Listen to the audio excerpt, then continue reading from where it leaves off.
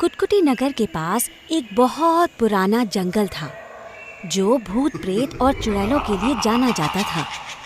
लोगों का मानना था कि सालों पहले कुटकुटी नगर एक छोटा सा गांव हुआ करता था और एक बार इस गांव में बहुत बड़ी महामारी आई थी जिसमें हजारों लोग मर गए थे और उनकी आत्माएं उस जंगल में जाकर रहने लगी थी। लेकिन समय के साथ आज कुटकुटी नगर एक बहुत बड़ा शहर बन गया है। बुजुर्गों का मानना था कि आज भी बहुत डरावनी और खतरनाक चुड़ैलें उस जंगल में रहती हैं। इसीलिए इस जंगल से गुजरने वाला रास्ता हमेशा सुनसान बना रहता है। शहर के कई लोग बताते हैं कि रात को उस जंगल वाले रास्ते से गुजरने पर बहुत अजीब अजीब तरह की आवाजें आती हैं। और ये कहानी 2020-21 की है, जब पूरी दुनिया कोरोना महामारी से जूझ रही थी। अस्पतालों में ऑक्सीजन की कमी से मरीज परेशान हो रहे थे और दम घुटने से मर रहे थे। कुटकुटी नगर में गगन नाम का एक लड़का रहता था जो बहुत ही होनहार और परोपकारी था। गगन एक मीडिया स्टूडेंट था, इसलिए उसकी सोशल मीडिया पर अच्छी पकड़ थी।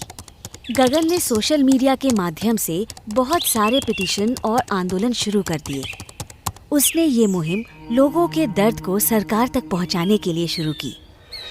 थोड़े ही दिनों में उसकी ये मुहिम सोशल मीडिया पर ट्रेंड करने लगी और लोगों के गुस्से को देखकर सरकार ने दूसरी सरकार से मदद मांगी और दूसरे शहरों से कुटकुटी नगर के अंदर ऑक्सीजन को सिलेंडर में भरकर लाया जाने लगा, जिससे अस्पतालों में कुछ हद तक राहत पहुंचने लगी।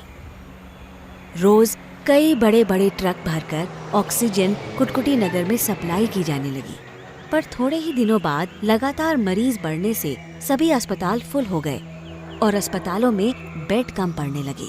कई अस्पतालों के चक्कर काटने के बाद भी मरीजों को हॉस्पिटल में एंट्री नहीं मिल रही थी और हजारों मरीज टाइम पर ऑक्सीजन न मिलने से मर रहे थे। ऐसे मुश्किल समय में आर्मी वालों ने अपने कैंप लगाकर लोगों को सहयोग करना शुरू कर दिया। कुटकुटी नगर रेलवे स्टेशन पर भी ट्रेनों के अंदर बेड बनाकर लोगों को ऑक्सीजन दी जाने लगी। बहुत सारे छोटे बड़े ग्रुप लगातार खाने पीने की चीजें लोगों तक पहुंचा रहे थे। बहुत सारे लोग घरों में रहकर हवन कुंड और यज्ञ कर रहे थे ताकि इस महामारी से मुक्ति मिल सके।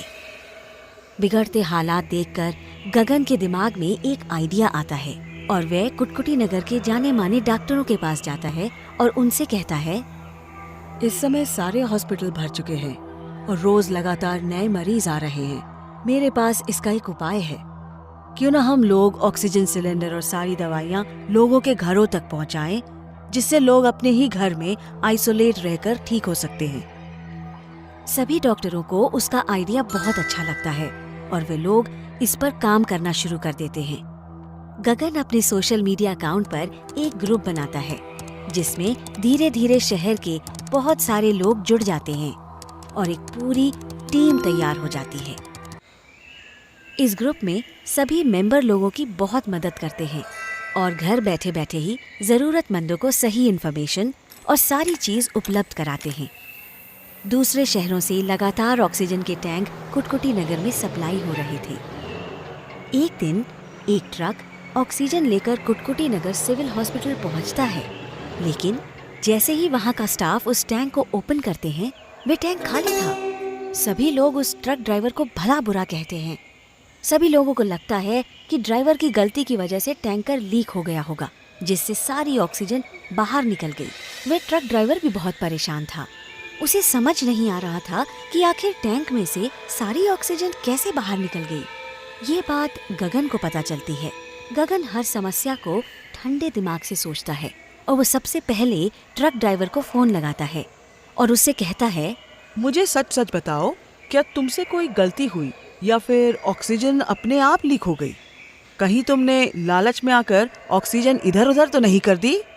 तब वो ट्रक ड्राइवर कहता है, नहीं गगन भैया, ऐसी कोई बात नहीं है। मैंने ऐसा कुछ भी नहीं किया है। मुझे सच में कुछ पता नहीं है कि ऑक्सीजन कैसे लीक हो गई। जबकि टैंक अच्छी तरह से सील था। तब गगन कहता है, हो सकता है टैंक में कोई गड़बड़ हो गई हो, इसलिए ऑक्सीजन लीक हो गई हो। लेकिन अगले ही दिन फिर से इसी तरह की एक और घटना होती है। ऑक्सीजन का एक टैंक जो कि कुटकुटी नगर में आ रहा था, वे खाली निकलता है। उसके अंदर की सारी ऑक्सीजन गायब थी। जब ये बात सोशल मीडिया पर फैलती है तो सभी लोग सरकार को इसके लिए जिम्मेदार ठहराते हैं। उन्हें लगता है ये सरकार की लापरवाही है। गगन भी घर बैठे ये सब देख रहा था, पर वह इस समय बहुत बिजी था और लोगों की मदद कर रहा था, इसीलिए उसने इस पर ध्यान नहीं दिया।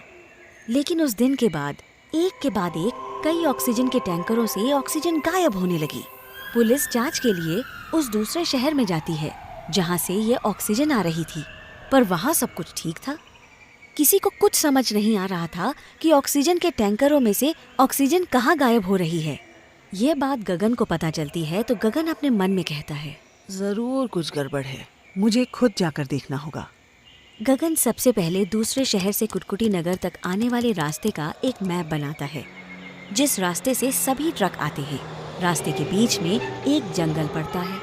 गगन कहता है, बाकी के पूरे रास्ते पर तो बहुत सारे गाड़ी वाहन आते रहते हैं, लेकिन इस जंगल से गुजरते समय ये रास्ता बहुत ही सुनसान रहता है।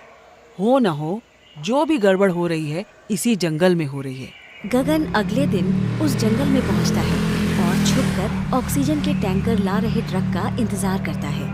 थोड़ी देर बाद वहां से ऑक्सीजन वाले 3-4 ट्रक गुजरते हैं। गगन छुपकर सारे ट्रकों को देखता है, परंतु वहां कोई गड़बड़ नहीं होती और ट्रक तेज रफ्तार से आगे निकल जाते हैं।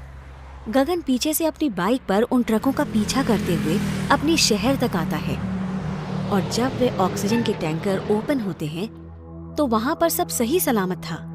गगन अपने मन में कहता है, इसका मतलब आज कोई गड़बड़ी नहीं हुई, लेकिन मुझे कल फिर से जाकर देखना होगा, क्योंकि जो भी गड़बड़ होगी वे उसी जंगल में हो सकती है। गगन को घर आते आते रात हो जाती है और वह अपने घर आकर सो जाता है और अगली सुबह उसे खबर मिलती है कि ऑक्सीजन के एक टैंकर में से सारी ऑक्सीजन गायब हो गई है।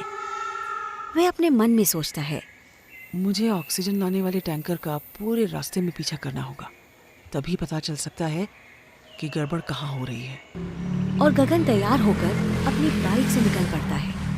गगन उस जगह पहुंच जाता है जहां से टैंकरों में ऑक्सीजन भरकर गगन के शहर कुटकुटी नगर में आती थी। गगन दूसरे शहर से लेकर पूरे रास्ते भर और हॉस्पिटल पहुंचने तक उस ट्रक का पीछा करता है, लेकिन कहीं पर कोई गड़बड़ नहीं होती। उसे समझ नहीं आ रहा था कि आखिर चक्कर क्या है। गगन कहता है, ऑक्सीजन रोज गायब हो रही है, लेकिन रास्ते में कोई गड़बड़ नहीं है, कुछ तो लफड़ा है। गगन शुरू से लेकर उन सारे ट्रकों का डाटा चेक करता है जिनमें से ऑक्सीजन गायब हुई थी और वह समझ जाता है कि गड़बड़ कहाँ हो रही है। और वह कहता है, जितने भी ट्रकों में से ऑक्सीजन गायब हुई है वो सारे ट्रक रात को कुटकुटी नगर में आते हैं। इसका मतलब रात के समय अंधेरे में कोई गड़बड़ी कर रहा है। गगन अपनी मोटरसाइकिल का पेट्रोल टैंक फुल करवाता है और एक बैग में टॉर्च और अपनी जरूरत का सामान रख लेता है और रात की पूरी तैयारी कर लेता है और कहता है, आज रात को मैं पता करके ही रहूंगा कि इतनी सारी ऑक्सीजन कहाँ गायब हो रही है और इसके पीछे कौन है। गगन रात होते ही अपनी मिशन पर निकल पड़ता है और दूसरे शहर पहुंच जाता है और शहर के बाहर हाईवे पर ऑक्सीजन वाले ट्रक का इंतजार करता है। थोड़ी देर बाद ट्रक ऑक्सीजन लेकर वहां से गुजरता है। गगन अपनी बाइक से उसका पीछा करता है। 1 घंटे बाद वे ट्रक उस जंगल में से होकर गुजरता है। गगन उस ट्रक के पीछे पीछे आ रहा था। तभी जंगल में गगन की नजर सामने एक बहुत बड़े पेड़ पर पड़ती है और उसकी आंखें फटी की फटी रह जाती हैं। उस पेड़ के ऊपर एक बहुत बड़ी चुड़ैल थी और वे अपने जादू से उस ऑक्सीजन के टैंकर में से सारी ऑक्सीजन खींच रही थी। ये देखकर गगन बहुत डर जाता है क्योंकि रात का वक्त था, लेकिन गगन हिम्मत से काम लेता है और अपनी मोटरसाइकिल की स्पीड और तेज करते हुए वहां से निकल जाता है और अपने घर पहुंच जाता है। वह समझ जाता है कि वह चुड़ैल रोज रात को ऑक्सीजन के टैंकर में से सारी ऑक्सीजन चुरा लेती है। इसीलिए टैंकर जब कुटकुटी नगर में आता है तो खाली होता है। सुबह होते ही गगन कुटकुटी नगर के जाने माने तांत्रिक चामुंडा के पास जाता है और उसे सारा मामला बताता है। चामुंडा गगन से कहता है, तुम आज रात मुझे वहाँ पर ले चलना, मैं उस चुड़ैल को वहीं पर खत्म कर दूंगा। और रात होते ही गगन अपनी लाइट पर चामुंडा को लेकर उसी जंगल में पहुंच जाता है। थोड़ी देर बाद वहां पर ऑक्सीजन वाला ट्रक आता है और वह चुड़ैल अपने जादू से उस ट्रक की ऑक्सीजन खींचने लगती है। तभी चामुंडा अपने हाथ में जल लेकर एक मंत्र पढ़ता है और वह चुड़ैल भस्म हो जाती है।